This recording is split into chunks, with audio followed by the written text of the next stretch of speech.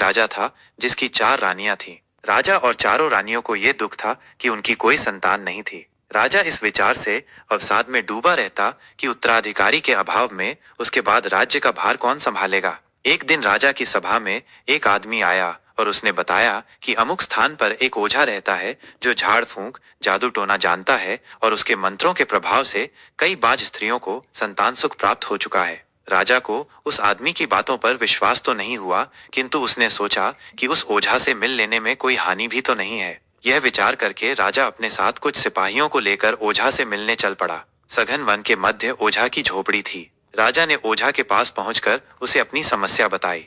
राजन, आपकी चारों रानियां संतान उत्पन्न करने योग्य नहीं है, किंतु आपकी 5वीं रानी से आपको एक पुत्र की प्राप्ति होगी। वह पुत्र शूरवीर होगा और आपके राज्य के लिए एक योग्य शासक सिद्ध होगा। ओझा ने कहा, किंतु मेरी 5वीं रानी तो है ही नहीं। राजा ने कहा, आपको अभी लौटते समय वन में एक अनाथ बैगा युवती मिलेगी, आप उससे विवाह करिएगा। वही बैगा युवती आपकी रानी बनकर आपको उत्तराधिकारी प्रदान करेगी। ओझा ने कहा। राजा ने ओझा को प्रणाम किया और अपने महल की ओर लौट चला। रास्ते में उसे किसी युवती के रोने का स्वर सुनाई दिया। पता करो कि ये कौन रो रहा है। राजा ने अपने सिपाहियों को आदेश दिया। सिपाही ढूंढ खोज में लग गए। अंततः उन्हें एक युवती दिखाई दी जो एक पेड़ के नीचे बैठी रो रही थी। सिपाही उसे पकड़कर राजा के सामने ले आए। तुम कौन हो? यहाँ घने वन में क्यों रो रही हो? राजा ने उस युवती से पूछा। मैं एक अनाथ हूँ। मैं अपने दूर के संबंधियों के साथ रहती थी, किंतु आज उन लोगों ने मुझे यहाँ वन में लाकर छोड़ दिया। अब मेरा इस दुनिया में अपना कहने वाला कोई नहीं है। इतना कहकर वह युवती पुनः रोने लगी। क्या तुम बैगा हो? राजा ने युवती से पूछा। जी हाँ, किंतु आपने ये कैसे जाना? युवती को आश्चर्य हुआ। तुम इतनी सुंदर हो। इतनी सुंदर तो कोई बैगा युवती ही हो सकती है। तुम घबराओ नहीं। यदि तुमको स्वीकार हो तो मैं तुमसे विवाह करके तुम्हें अपनी रानी बनाना चाहता हूँ। राजा ने उस युवती से कहा। राजा समझ गया था कि ये वही युवती है जिसके बारे में ओझा ने बताया था। युवती को भला क्या आपत्ति होती? हर युवती रानी बनना चाहती है। उस युवती ने भी सहर्ष स्वीकृति दे दी। राजा युवती को लेकर अपने महल लौट आया। उसी दिन उसने बैगा युवती से विवाह कर लिया और उसे अपनी 5वीं रानी बना लिया। वह युवती बैगा रानी कहलाने लगी। बैगा रानी के आने से शेष चारों रानियों को अच्छा नहीं लगा। वे बैगा रानी से चिढ़ने लगी। जब रानियों को पता चला कि बैगा रानी गर्भवती है तो वे चिंतित हो उठीं।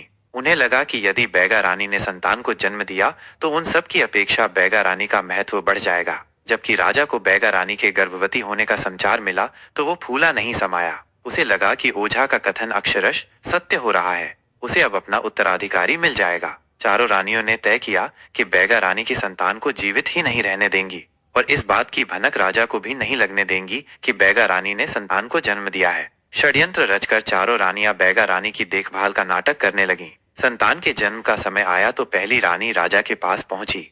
महाराज, अब वो शुभ घड़ी आ गई है जब इस राज्य को भावी राजा मिलेगा। ऐसे शुभ अवसर पर आपको महल से बाहर जाकर दीन दुखियों को दान दक्षिणा देनी चाहिए। पहली रानी ने कहा, तुम ठीक कहती हो। राजा को अपनी पहली रानी की बात उचित लगी। उसने अपने सेवकों को बुलाया और दान दक्षिणा देने महल से बाहर चला गया। चारों रानियां यही तो चाहती थीं कि बैगा रानी जब संतान को जन्म दे उस समय राजा महल में न रहे। राजा के जाने के बाद दूसरी रानी बैगा रानी के पास पहुंची।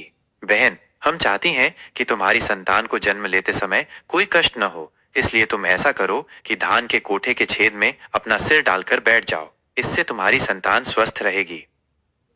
दूसरी रानी ने बैगा रानी से कहा। बैगा रानी थी भोली और फिर भला कौन सी माँ ऐसी होगी जो अपनी संतान का भला न चाहेगी। बैगा रानी ने दूसरी रानी की बात मान ली और धान के कोठे के छेद में अपना सिर डालकर बैठ गई। जैसे ही बैगा रानी बैठी वैसे ही उसकी कोख में हलचल हुई और संतान का जन्म हो गया। तीसरी रानी पहले से ही तैयार खड़ी थी। उसने बैगा रानी की संतान को, जो कि एक सुंदर पुत्र था, उठाकर चौथी रानी को सौंप दिया और पुत्र के स्थान पर एक गोल पत्थर रख दिया। चौथी रानी ने बैगा रानी के पुत्र को अपनी दासी को दिया कि वह उसे ले जाकर वन में भूमि में गाड़ आए। दासी के जाते ही चारों रानियों ने बैगा रानी का सिर धान के कोठे से निकाला और विलाप करने लगी कि बैगा रानी ने तो पुत्र को नहीं बल्कि पत्थर को जन्म दिया है। तत्काल राजा को बुलवा लिया। राजा ने पुत्र के स्थान पर पत्थर देखा तो वह आग बूला हो उठा। उसे लगा कि ओझा ने उसे मूर्ख बनाया और किसी डायन या चुड़ैल को उसके मत्थे मढ़ दिया है। अन्यथा कभी कोई स्त्री किसी पत्थर को जन्म कैसे दे सकती है। राजा ने बैगा रानी को महल से निकाल दिया और वापस वन में भेज दिया। बैगा रानी के पास पुत्र के पैदा होने का कोई साक्ष्य नहीं था, अतः वह क्या कर सकती थी। उसने भी राजा की आज्ञा को चुपचाप स्वीकार कर लिया और दुखी मन से वन में चली गई। इसके बाद चारों रानियों ने राजा को समझाया कि हमें प्रजा को ये नहीं बताना चाहिए कि उसने एक पत्थर को जन्म दिया था, अन्यथा प्रजा के मन पर इसका बुरा प्रभाव पड़ेगा। हमें ये घोषित कर देना चाहिए कि बैगा रानी बच्चे को जन्म देते समय मर गई और उसका बच्चा भी नहीं बचा। लेकिन हम बैगा रानी के शव के बदले किसका अंतिम संस्कार करेंगे? राजा ने पूछा। बैगा रानी के शव के बदले मैं अपनी दासी का शव रख दूंगी, चौथी रानी ने कहा। चारों रानियां षड्यंत्र में सहायता देने वाली उस दासी को भी जीवित नहीं छोड़ना चाहती थीं, ताकि वास्तविक बात किसी को कभी भी पता न चल सके। चारों रानियों ने ऐसा ही किया। बैगा रानी के शव के बदले दासी का शव रख दिया और धूमधाम से उसका अंतिम संस्कार करा दिया। उधर जब दासी बैगा रानी के पुत्र को भूमि में गाड़ रही थी, तो उसका यह कृत्य एक शेरनी ने देख लिया था। दासी के जाने के बाद शेरनी ने भूमि से बैगा रानी के पुत्र को निकाला और अपने साथ अपनी गुफा में ले गई। लो, मैं तुम लोगों के लिए एक छोटा भाई लाई हूं, शेरनी ने अपने शावकों से कहा। शेरनी के 4 शावक थे। चारों अपने छोटे भाई के रूप में बैगा राजकुमार को देखकर बहुत प्रसन्न हुए। शेरनी भी अपने शावकों के साथ बैगा राजकुमार का लालन पालन करने लगी। धीरे धीरे बैगा राजकुमार और शावक बड़े हो गए। बैगा राजकुमार एक सुंदर युवक बन गया और शावक बलशाली शेरों के रूप में विकसित हो गए। एक दिन बैगा राजकुमार ने अपनी शेरनी माँ से कहा कि मुझे एक धनुष बाण दिला दो, जिससे मैं पूरे परिवार के लिए शिकार किया करूंगा। शेरनी बैगा राजकुमार के लिए धनुष बाण बनवाने लोहार के पास पहुंची। लोहार ने एक बहुत बड़ा और भारी भरकम धनुष बाण बना दिया। शेरनी ने धनुष बाण बैगा राजकुमार को दे दिया। उस दिन से बैगा राजकुमार अपने पूरे परिवार के लिए शिकार करने लगा। एक दिन राजा का एक सिपाही भटकता हुआ वन में आ पहुंचा। उसने बैगा राजकुमार को धनुष बाण से शिकार करते देखा। इतना बड़ा धनुष बाण उसने पहले कभी नहीं देखा था। उसने विचार किया कि यदि ये धनुष बाण मैं अपने राजा को भेंट करूं, तो वो मुझे बहुत सारा इनाम देगा। इस लोभ में पड़कर सिपाही ने बैगा राजकुमार का पीछा किया। शिकार करते करते जब बैगा राजकुमार थककर सुस्ताने बैठ गया और उसे झपकी लग गई, तो सिपाही ने चुपके से उसका धनुष बाण अपनी पीठ पर लाया और भाग खड़ा हुआ। जब बैगा राजकुमार की आंख खुली, तो उसे अपना धनुष बाण नहीं देखा। उसने बहुत ढूंढा, किंतु उसे नहीं मिला। वो दुखी मन से अपनी गुफा में लौट आया। उधर सिपाही ने धनुष बाण ले जाकर राजा को भेंट किया। जब धनुष बाण इतना बड़ा और भारी है, तो इसे चलाने वाला भी बहुत बड़ा होगा। राजा ने सिपाही से पूछा। नहीं महाराज, वह तो एक सुकोमल युवक था। सिपाही के मुख से असली बात निकल गई। यह सुनकर राजा को सिपाही पर बहुत क्रोध आया कि वह उसे चोरी का सामान भेंट कर रहा है। साथ ही उसे यह जिज्ञासा हुई कि वह युवक कौन है, देखने में कैसा है, जिसका यह धनुष बाण है। राजा ने विचार किया कि यह धनुष बाण उस युवक को वापस कर देना चाहिए, और जब वो युवक इसे लेने आएगा तो उसे वे देख भी लेंगे। राजा ने ढिंढोरा पिटवा दिया कि एक धनुष बाण उसे मिला है। जिसका भी हो, वो आकर उसे ले जाए, किंतु असली मालिक की पहचान के लिए उसे चलाकर दिखाना होगा। यह समाचार पक्षियों के द्वारा शेरनी के पास पहुंचा। चारों शेरों ने भी सुना। वे अपने छोटे भाई का धनुष बाण वापस लाने को उद्यत हो उठे, किंतु शेरनी ने उन्हें समझाया कि उनका मनुष्यों के बीच जाना उचित नहीं है। बैगा राजकुमार को ही जाना होगा। इसके बाद बैगा राजकुमार राजा से मिलने अकेले चल पड़ा। राजा के महल के पास पहुंचकर उसे प्यास लगाई। बैगा राजकुमार महल के पास स्थित पोखर में पानी पीने को रुका। जिस समय वो पानी पी रहा था, उसी समय महल की अटारी से राजा की चारों रानियों ने झांक कर नीचे देखा।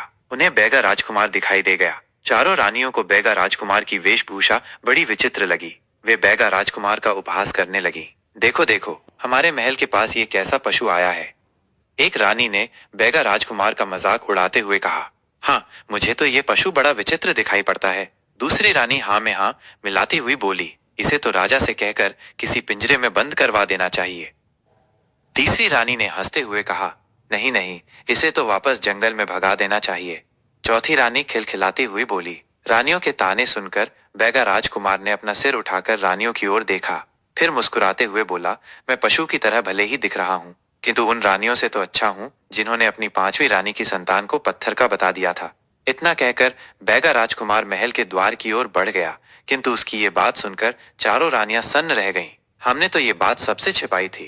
राजा जी ने भी किसी को नहीं बताया। हमने अपनी उस दासी को भी मरवा दिया था जो ये भेद जानती थी। फिर इस युवक को कैसे ये भेद मालूम है? पहली रानी चिंतित होकर बोली। हाँ, ये तो बड़े संकट का विषय है। हमें इस युवक की गतिविधियों पर ध्यान देना होगा। दूसरी रानी ने कहा। इसके बाद चारों रानियों ने अपनी विश्वस्त दासी को राजकुमार के पीछे लगा दिया। कुछ देर बाद दासी ने आकर रानियों बताया कि वो युवक धनुष बाण चलाने आया है। रानियों ने यह सुना तो उन्होंने योजना बनाई कि वह युवक चाहे धनुष बाण चला पाए या न चला पाए, किंतु इस परीक्षा के बाद उसे मरवा देना होगा ताकि रानियों का भेद वह किसी और को न बता सके। बैगा राजकुमार को मरवाने के लिए रानियों ने 2 सिपाही उस स्थान पर भेज दिए जहां बैगा राजकुमार को धनुष बाण की परीक्षा देनी थी। उन्हें निर्देश दे दिया कि जैसे ही बैगा राजकुमार बाण चलाकर धनुष नीचे टिकाए वैसे ही वे दोनों उसे मार डालें। रानियां बैगा राजकुमार को अपने सामने मरता हुआ देखने के उद्देश्य से परीक्षा स्थल पर जा पहुंची। युवक, धनुष पर बाण चढ़ाकर चलाओ। यदि तुम ऐसा कर सके तो हमें विश्वास हो जाएगा कि यह धनुष बाण तुम्हारा है। हम तुम्हें तुम्हारा धनुष बाण ही नहीं देंगे अपितु ढेर सारा इनाम भी देंगे। राजा ने बैगा राजकुमार से कहा, महाराज, यह धनुष बाण मेरा ही है। मैं अभी इसे चलाकर यह बात सिद्ध कर दूंगा, किंतु मुझे किसी इनाम की लालसा नहीं है। यदि आप मुझे इनाम के रूप में कुछ देना ही चाहते हो तो मुझे न्याय दीजिएगा। बैगा राजकुमार ने कहा, न्याय? ये कैसा इनाम मांग रहे हो युवक? राजा ने चकित होकर कहा, पहले आप मेरा धनुष बाण चलाना देख लें, फिर मैं अपनी बात स्पष्ट कर दूंगा। बैगा राजकुमार ने कहा और धनुष पर बाण चढ़ाकर प्रत्यंचा खींचकर बाण चला दिया। बाण गर्जन ध्वनि करता हुआ आकाश की ओर उठा और फिर बादलों को भेदता हुआ वापस आकर उन दोनों सिपाहियों के सिरों को भेदता हुआ निकल गया जो बैगा राजकुमार को मारने वाले थे। ये दृश्य देखकर चारों रानियां डर गईं, जबकि राजा बैगा राजकुमार का कौशल देखकर अभिभूत हो उठा। मांगो युवक, जो भी मांगना चाहते हो वह मांगो। राजा ने बैगा राजकुमार से कहा, महाराज, मुझे अपनी माँ के लिए न्याय चाहिए। बैगा राजकुमार ने कहा, न्याय अवश्य मिलेगा युवक। तुम्हारी माँ कहाँ है? मैं स्वयं उस माता का सम्मान करना चाहूंगा जिसने तुम जैसी वीर संतान को जन्म दिया। राजा ने कहा, महाराज, यही तो न्याय और अन्याय की बात है कि मेरी माँ ने मुझे जन्म दिया, किंतु आपकी चारों रानियों ने आपसे ये कह दिया कि मेरी माँ ने एक पत्थर को जन्म दिया है। बैगा राजकुमार ने कहा, क्या? राजा ने चकित होकर रानियों की ओर देखा। रानियां समझ गई कि अब उनका भेद छिपा नहीं रह सकता है। उसी समय शेरनी अपने शेर पुत्रों के साथ वहां आ गई और उन्होंने रानियों को घेर लिया। भय से थरथर कांपती रानियों ने राजा के सामने सच्चाई उगल दी। राजा ने अपनी चारों रानियों की करतूत के बारे में सुना तो वो अवाक रह गया। इन चारों रानियों के सिर मुंडाकर इन्हें हमारे राज्य से बाहर निकाल दो। राजा ने सिपाहियों को आदेश दिया। सिपाहियों ने रानियों को बंदी बना लिया और उनके सिर मोड़कर उन्हें राज्य से बाहर कराए। इसके बाद राजा ने अपनी 5वीं रानी अर्थात बैगा राजकुमार की मां की खोज में सिपाही दौड़ा दिए। दूसरे दिन 5वीं रानी एक घने जंगल में मिल गई जहां वो झोपड़ी बनाकर रह रही थी। पुत्र, मैंने अपनी रानियों के बहकावे में आकर तुम्हारी मां के साथ घोर अन्याय किया, अतः एक अन्यायी राजा को राजा बने